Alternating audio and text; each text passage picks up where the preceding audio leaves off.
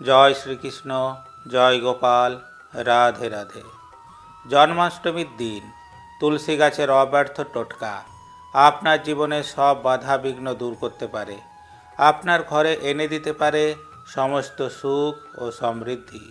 এই বিশেষ দিনটিতে ভগবান শ্রীকৃষ্ণের উদ্দেশ্যে যে ভোগ নিবেদন করবেন, সেই ভোগে তুলসী পাতা দিতে কখনোই ভুলবেন না। কারণ ভগবান শ্রীকৃষ্ণের ভোগে তুলসী পাতা না দিলে সেই ভোগ অসম্পূর্ণ থেকে যায়।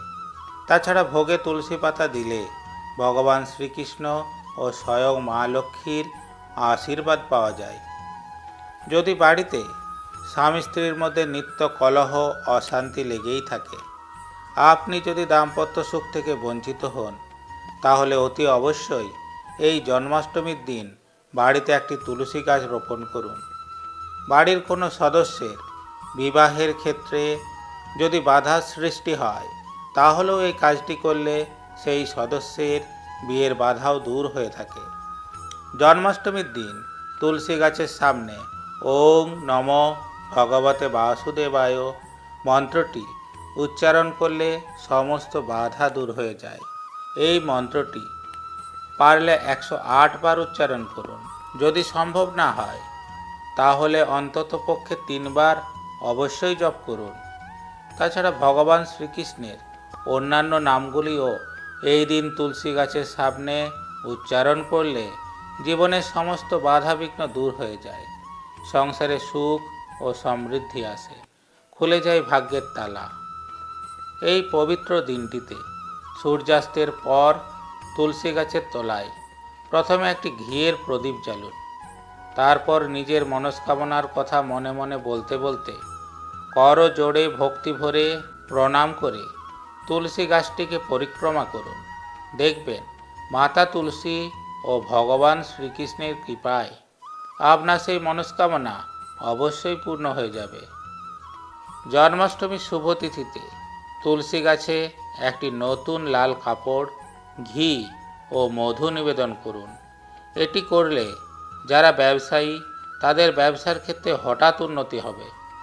বাড়িতে বিদ্যার্থী থাকলে তার বিদ্যায় উন্নতি হবে, পরিবারে অর্থ, সুখ ও সমৃদ্ধি লাভ হবে, মনের যাবতীয় ইচ্ছা পূর্ণ হবে। আর আপনি যদি চান আপনার মানিব্যাগের টাকা পয়সা কোনো দিন শেষ না হোক, তাহলে আরেকটি বিশেষ কার্যকরী টোটকা এই দিন করতে পারেন। টোটকাটি হলো, যে তুলসী পাতা দিয়ে জন্মাষ্টমীর পুজো সম্পন্ন করেছেন, সেই তুলসী পাতার যে কোনো একটি ভগবানের শ্রীচরণ থেকে তুলে নিয়ে আপনার মানিব্যাগে বা টাকা রাখার জায়গায় রেখে দিন।